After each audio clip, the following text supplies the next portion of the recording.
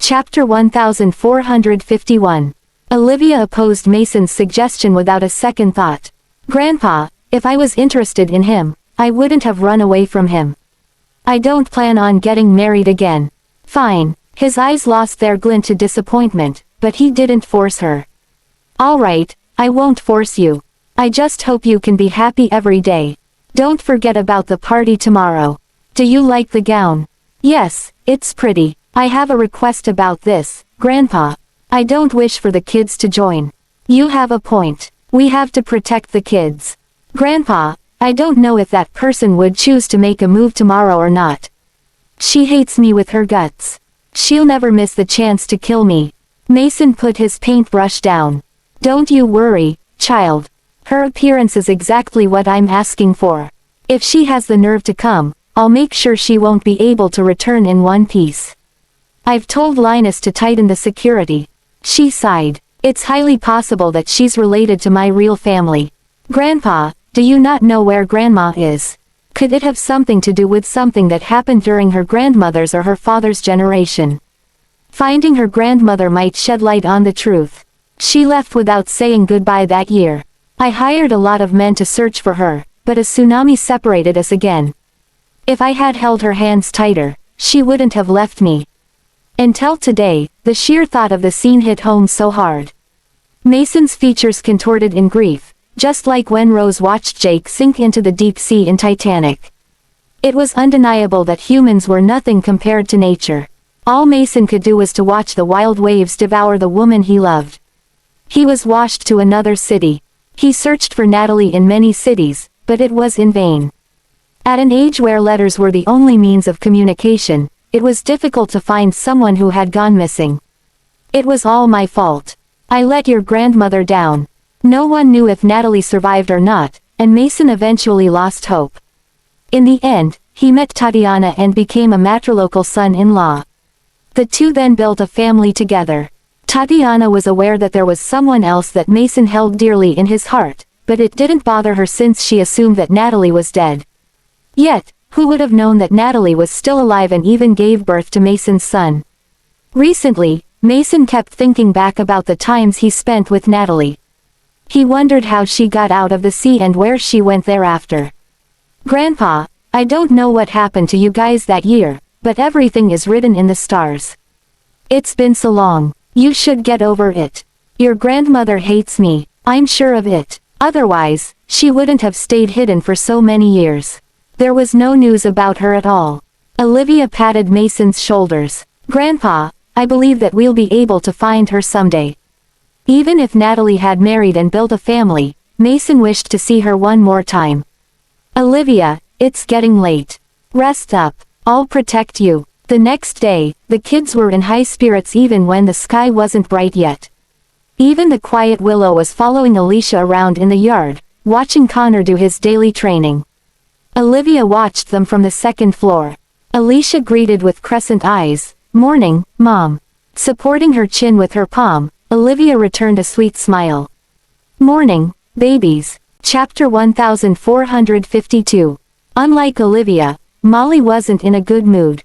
Molly ran to Olivia. Olivia, Yale didn't return last night. I don't feel good about this. Olivia knew exactly why Yale didn't return home. He didn't want to worry Molly with his appearance after getting beaten up by Gordon. New Year's coming soon. It's not just Yale, Ethan is busy too. Don't worry, Aunt Molly. Look at Uncle Linus. He works overtime every day, doesn't he? But, no buts. What you have to do now is get a good rest and get some skincare glow up. Someone will come over at noon for your hairdo. You're the main character today. You should be all dolled up. Molly was older than Olivia by a few years, but she appeared like the younger one in front of Olivia. Olivia had to comfort her like the elder one. The guests are prominent figures. How could we let them see a haggard Miss Heath? Before this, Crystal always looked at others with her nose up high, so you have to show them what you got. From today onward, you'll be Miss Heath. Don't worry about anything. Yale will surely show up tonight. Only then was Molly willing to calm down. Olivia couldn't intervene too much in Molly's business as her plate was full. Everyone in this world had their own business to deal with. Speaking of, It had been a while since Olivia attended a party. Her marriage with Ethan was unknown to the public, and they went through many breakups after that. Her prime was before the Fordham family announced bankruptcy. Mason gifted Molly some gowns and prepared a few pieces for Olivia as well. His daughter and granddaughter were equally important to him. Olivia chose a nude gown that reached her shins. Aside from her exposed arms, it was quite a conservative dress. Her fashion taste had become more conservative after she became a mother. Still, her fair skin complemented the dress well. Even though it was the simplest design in the batch, it outlined her curves very well. She put on light makeup and pinned her hair up. Next, she wore a pearl necklace, which was a present from Tatiana as a token of gratitude. The pearls willed away her cold demeanor, and she was drop-dead gorgeous. Her appearance drew the eyes of all men.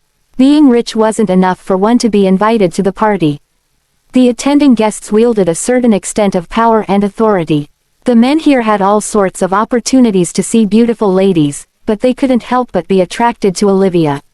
While Molly was as gentle and delicate as a daisy, Olivia was a rose that could never hide her sophisticated beauty. When the two ladies showed up, the people couldn't shift their eyes away from Olivia. Everyone began gushing, not understanding the Heath's intention. It was a party meant for Mason's daughter, yet there was no sign of Crystal anywhere. In fact, news of Crystal's incident was buried, so no one knew what had transpired within the household this entire time. Molly pulled Olivia's hand. "Olivia, they're looking at us. I'm nervous." During her days with the Kingston family, Molly had never attended such parties because her adoption was simply a charity act for publicity. She couldn't get used to the attention at the moment. Many of the guests were the people she had seen on TV. They were graceful and well-mannered. "Relax. You'll be attending such parties often in the future." Olivia patted Molly's hand. "The reporters aren't here today. This is just an internal party meant to announce your identity. You don't have to hide anymore. Walk with your head high. Grandpa will announce your identity soon."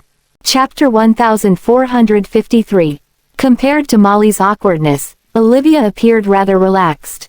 There were some familiar faces among the well-dressed guests. They were Jeff's old friends.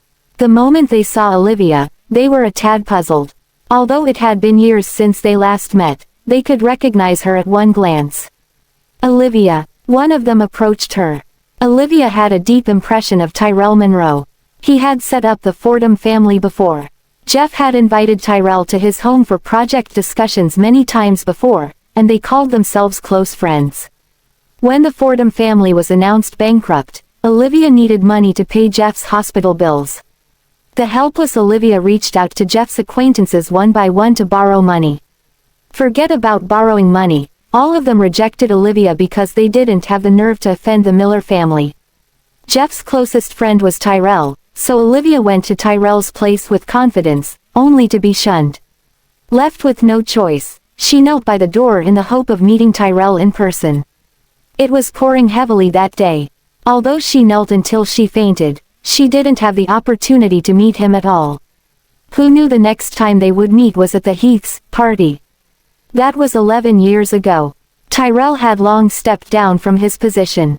He was here to introduce his son, who became the vice mayor at a young age. His son had a bright future ahead, and Tyrell was determined to pave the path for his son. Olivia's appearance took him by surprise. After all, the Fordham family had fallen a long time ago. There was a hearsay about the return of Fordham Group, but the owner was someone else. Jeff had already passed away. Similarly, Olivia didn't expect to run into Tyrell here. Olivia hadn't contacted Tyrell for a long time. "Long time no see, Mr. Tyrell," she greeted indifferently, no longer the same person who knelt by his doorstep that year. That day, he told the butler to inform her that he was out on a business trip. In actuality, he was in the house watching her. "It is you. You've gotten prettier. I'm glad to see you all well. I'm sorry about what happened that year. I was on a business trip, and my subordinates were incompetent. How could they tell me that Jeff was hospitalized and needed money only when I returned?" Geez. Olivia was fully aware that this kind of person had a way with words and escaping blame. If Tyrell had genuinely wished to help the Fordham family, she wouldn't have needed to go looking for him in person.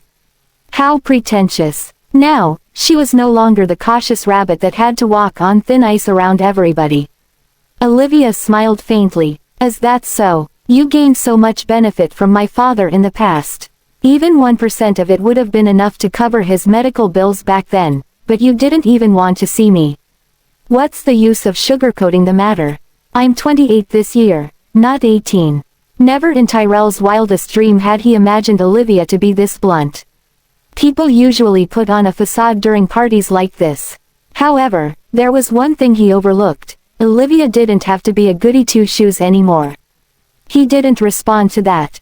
His wife, Millie, joined the conversation instead. How could you say that, Miss Fordham? We were sad that your family was in trouble. Tyrell was really on a business trip back then. It seems like money wasn't the only thing your family lost.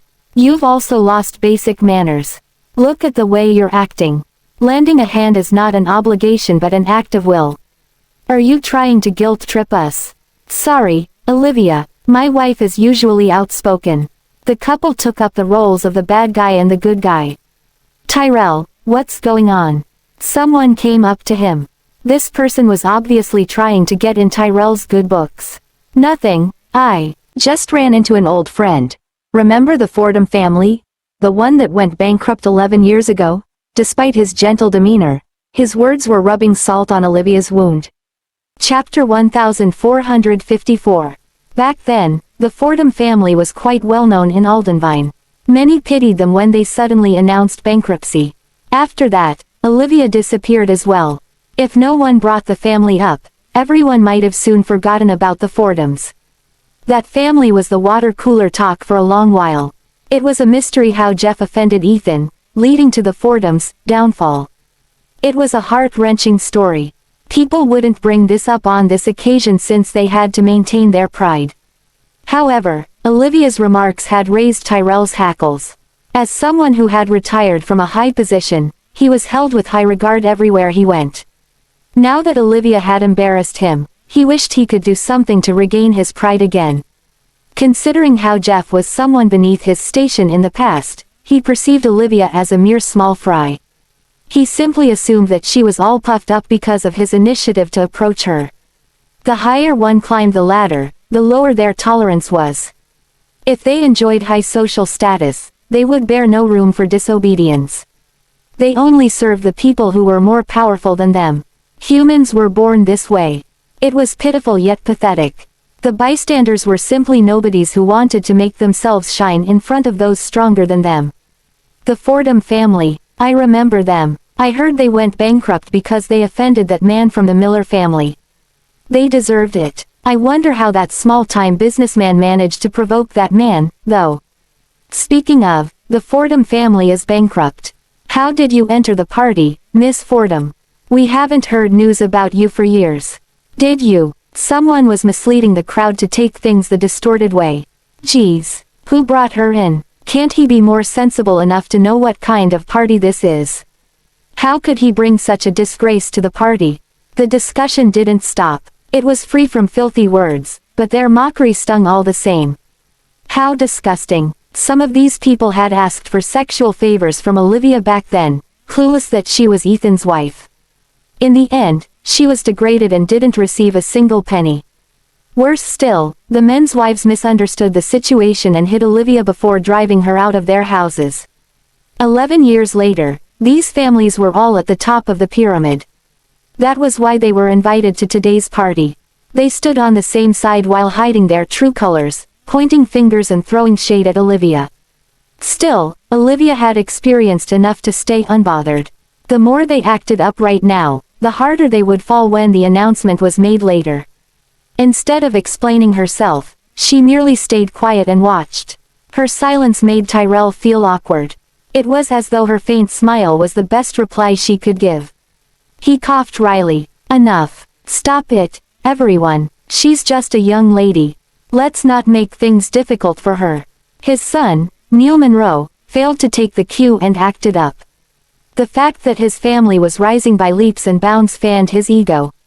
Neil couldn't bear to see Tyrell losing respect in public, so he chimed in, Miss Fordham, my father is your senior. Shouldn't you apologize for the way you spoke to him? If you apologize, we can gladly put an end to the matter. Apologize? Why should I? Did I lie about anything? Olivia questioned back. Chapter 1455. In fact, Olivia would have forgotten about the issue if Tyrell hadn't brought it up. It was already in the past. She could understand his stance. He was simply protecting himself, so she had never thought of revenge. However, the Monroes had life so easy these years that they had forgotten what kind of place this was. Tyrell was now picking fault with her simply because she ignored his facade. Since he wasn't giving in, Olivia figured that there was no need for her to back down.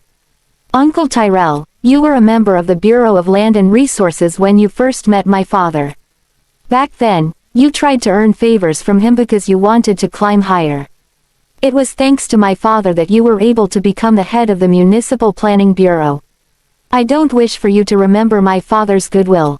When my family went bankrupt and he was in the hospital in need of money for surgery, I visited your place. You were at home, but you chose to avoid me. I can understand that you were trying to get out of trouble's way. Still, I can't tolerate how you want to brush everything off with mere pretentious words when you couldn't be bothered to do anything back then. I was stating the facts and yet I'm forced to apologize. This is ridiculous, she exposed Tyrell, humiliating him more. There was an old acquaintance of hers in the crowd as well. It was Callista, the one who told Marina something and indirectly killed Jeff.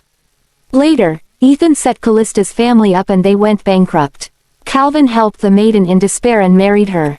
They became parents of 2 children, and life made Callista a better person. As he worked for Ethan, Calvin now held a certain influence in Aldenvine. That was how Callista was able to attend today's party. She didn't imagine she would meet Olivia again here. Jeff's death was something Callista couldn't get over. If she had not told Marina that just to butter Marina up, Jeff wouldn't have died due to shock. All these years, Callista had been hoping for an opportunity to apologize to Olivia. Calvin, look, isn't that Olivia? Calvin turned his head after he was done talking with another person. His gaze landed on Olivia, who was the center of the gossip at the moment. Years had shed the youthful naivety off her, turning her into a blossoming flower. Not even the light makeup could cover her striking beauty. Calvin couldn't help but admire her beauty at first glance. Looks like she's in trouble. Others might not be well aware, but he knew what had happened between Ethan and Olivia. Therefore, Calvin reckoned that she was here because of Ethan. The news regarding Ethan and Marina was exposed, but he managed to bury the news quickly. When Olivia lost her memories, Ethan even wiped out the history records of several people involved. Thus, not many people knew who Olivia was. When the couple approached the crowd, Neil rebutted, "How insolent. My father was simply concerned about your well-being. What's wrong with that? How did a disgraceful person like you manage to enter the party? Your appearance here alone is a humiliation." This was happening before the party commenced. At that moment, Mason, Ethan, and Linus were in a meeting while Tatiana was admiring the snowy trees behind the building with her friends. Their absence gave the Monroes more reason to wield their authority however they fancied. They thought that Olivia's sugar daddy wasn't showing up due to his cowardice. Who says she's a disgrace? Do you know who she is? Olivia looked in the direction from where the voice resounded, only to be surprised. It was Callista. Chapter 1456. Callista had never liked Olivia during their school days. Callista would make comparisons in everything they did. After discovering that Calvin liked Olivia, Callista took it further by putting herself at odds with Olivia. Callista joined Marina's side because she wanted to win Marina's favor. Back then, Olivia was aware that Callista and Marina had put their feet in their mouths. Still, even if it wasn't for Callista, someone else would have done it. Things would have ended up the same as long as Jeff learned about Chloe's death. The news of Callista's family's bankruptcy didn't make Olivia feel any better. But Olivia didn't make it worse for Callista either. Olivia later learned of Calvin's marriage, but she didn't show up for safety reasons. Callista and Calvin strode over with interlocked arms. She didn't wear the haughty expression she always did in the past. She looked more mature now. Neil's eyes showed contempt. Other than the daughter of the fallen Fordham family, who else could she be, I sure wonder. He didn't know much of the world yet. People like Tyrell would always hide his displeasure, but not his son. Neil wore his heart on his sleeves. It was understandable because the Scions like him hadn't suffered as much. They owned practically everything since day one.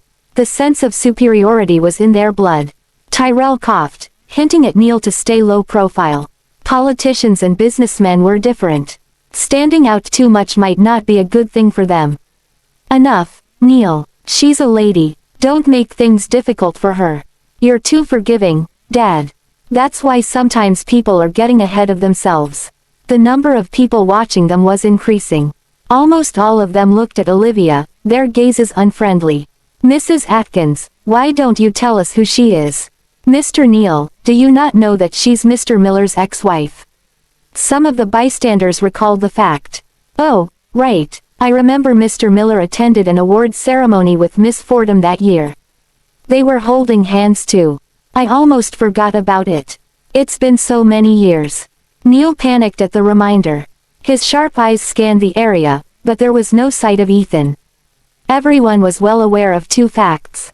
First, the Miller family was a family whose history went back 100 years. Second, Ethan was an unpredictable man. No one would ever want to provoke that man.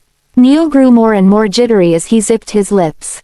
Meanwhile, Millie had her assumptions. Since they couldn't see Ethan, she simply guessed that Olivia wasn't here with Ethan. Mrs. Atkins, as you said, she's his ex-wife. If Mr. Miller truly cared about her, he wouldn't have married another person. I remember that he was involved with Miss Carleton for a while. People said that he spent millions on a villa and named a famous hospital after Miss Carleton just to make her happy. I think your husband knows this very well. Callista wasn't going to back down. She wanted to say something, but Calvin patted the back of her hand. Calvin had received some updates on Ethan from Chris. Ethan's feelings for Olivia had never changed. The person who should be teaching the Monroes a lesson was Ethan. Calvin need not upset others himself. After all, it wasn't easy for his family to come this far. He didn't want his efforts to go down the drain by making enemies. He glanced at Callista before saying, "That's true, but what you said happened a long time ago. We're outsiders, so what do we know about the couple? We don't have the right to judge them." It seemed like he was trying to be neutral, but in fact, he was reminding everyone that Ethan and Olivia were still husband and wife. Then, Calvin greeted Olivia. "Long time no see, Olivia." Chapter 1457. It's been a while. Olivia remembered the time Calvin helped her, hence the approachable attitude. Now that Olivia was so laid back talking to others while ignoring the Monroes, Millie spouted meanly, "You do know a lot of men, Miss Fordham. I wonder who you came with today." Olivia faintly smiled in response. "Why must I come with a man? Can't I come on my own? Are you perhaps self-projecting? You rely on man to climb higher and so you expect others to be the same." Millie noticed that Olivia came empty-handed. There wasn't a bag, let alone an invitation. "Are you here to catfish others? Miss Fordham, do you know what kind of party this is?" The ladies began whispering to each other. Although the men kept quiet, their eyes on Olivia weren't friendly. "Who said that she doesn't have an invitation? She came with us. We were classmates." Callista stood up for Olivia. Olivia was slightly surprised to see Callista defending her. Still, it was a feeble statement to sell to the bystanders because Calvin was able to attend the party thanks to Chris' relationship with Ethan. Ignoring others' reactions, Olivia replied to Millie indifferently, "I got it." The way Olivia didn't take Millie seriously angered Millie more. "If you get it, why are you still here? You." Before she could finish, two steely voices chimed in at the same time. "Where is she supposed to be if not here? Why can't she be here?" The incoming people were Ethan and Linus. They made a grand appearance after their meeting. The crowd made way for them. As soon as Tyrell saw the men, he put Olivia at the back of his head and gave Neil a look. Tyrell approached the men. When he was about to say something, they walked past him in a hurry to reach Olivia. Ethan hugged her with a frown on his face. "Did someone bully you? Was this an act between an ex-husband and his ex-wife?" Ethan's eyes only held affection and nothing else. It wouldn't be an exaggeration to say that they were a loving married couple. Millie had accused Olivia of being a sugar baby just a moment ago, but it now appeared to others that Olivia hadn't divorced Ethan. Millie finally understood the meaning behind Calvin's words, but it was too late. It wasn't only Ethan, as even Linus was concerned about Olivia. Liv, what happened? The people could understand Ethan's reaction but not Linus. When they thought back about the purpose of the party, they had an inkling of the situation. This party was held to welcome a new member to the Heath family. People were speculating about an adoption. Could Olivia be the one adopted? The Monroes' expressions were equally dreadful as they prayed for Olivia to have nothing to do with the Heath family. Right then, Molly and Tatiana showed up with interlocked arms. Instead of walking in front of them, Mason stood next to Molly like a fatherly figure. Noticing the crowd, he asked, "What's this?" Everyone's eyes were on Molly. Something was off. It was general knowledge that Tatiana was a fool for her daughter. Why wasn't Crystal around? Why was a stranger holding Tatiana's arm? Even though Mason showed up with a smile, solemnity sat in the air as everyone managed their expressions. They straightened their backs, unconsciously behaving with their utmost decorum. Mr. Heath. Chapter 1458. Mason waved his hand nonchalantly. Relax, everyone. His gaze landed on Olivia, and he realized that she was the center of the limelight.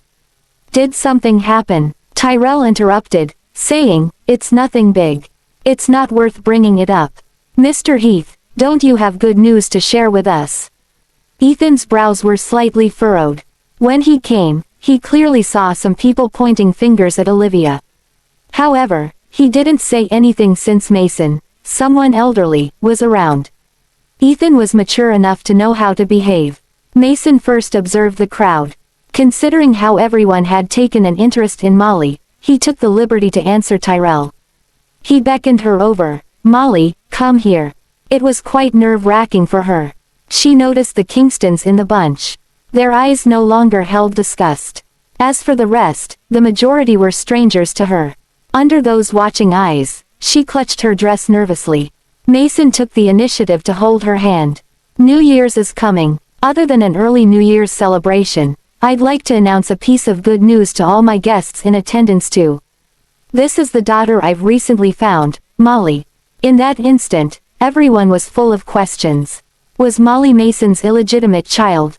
Why wasn't Crystal here? Due to an accident, my biological daughter went missing, and we only found her just recently, Tatiana explained as though she could read everyone's mind. Among the crowd, someone was watching them menacingly. Crystal managed to sneak into the party and mingle in the crowd without the bodyguard's knowledge. Her eyes of greed witnessed how Molly stole the limelight. It was hard for Crystal to watch it happen because all the attention should have been hers. Only then did everyone understand the story. It was no wonder Crystal didn't show up. Some of them paid their reverence while others showered compliments. Now that no one was questioning what happened a while ago, the Monroes were relieved. Since Molly was Mason's lost and found daughter, the matter had nothing to do with Olivia, then. Speaking of, Olivia was simply an orphan now. So what if she was Ethan's ex-wife? Ethan was the one who made the Fordhams go bankrupt. If he truly loved her, she wouldn't have stayed as an ex-wife. After receiving blessings from others, Mason put the focus on Olivia again. "I think something happened before I showed up." What happened? Although Tyrell was clueless as to why Mason was so stubborn about that incident, he tried to gloss it over. "I was catching up with an old friend. The less trouble he had, the better." "Why were so many people surrounding you, then?" "I'm curious." Mason wished to get to the bottom of it. Unlike the composed Tyrell, Millie pointed it out. "Mr. Heath, you might find it ridiculous, but this lady's family announced bankruptcy back then and she's now taking it out on my husband. I don't think she has to show her fangs at us. We didn't make her go bankrupt. We didn't want to cause a scene, but she was tenacious about it." Callista was furious. "You're the one who caused a scene. You." Calvin quickly pulled her back as it wasn't a place for her to speak up. Be it the Monroes or the Heaths, they weren't people they should be messing with. Mason played with the ring on his finger, his expression indecipherable. Don't stop your wife, young lad. Let her speak. I'd like to know what happened. Chapter 1459. Everyone's gaze shifted from Olivia to Callista in a heartbeat. She gulped. Mason said gently, "It's all right. Just tell us what you saw." Despite his high status, he was as gentle as an elderly man next door. She looked at Calvin, who was at his wits' end. Chris gave Calvin the opportunity to attend today's party, but it seemed like this could serve as his last party too. Accepting his fate inwardly, Chris prompted, "Go ahead. Tell them the truth." If Callista recounted the entirety of the situation, Millie wasn't happy about that. "Mr. Heath, this lady was classmates with Miss Fordham. Her story could be biased." "Biased? Didn't you insinuate that Olivia earned the right to come because of her sugar daddy?" "Everything you said hinted that this isn't a place for her. You're relying on your influence to bully her." "Enough." Calvin quickly stopped Callista, his words carrying an undertone. "I'm sorry for disturbing your peace with this trivial matter, Mr. Heath. If I had known catching up with an old friend would cause such a scene, I wouldn't have done it." "It's my fault, Miss Fordham," responded Tyrell like a gentleman.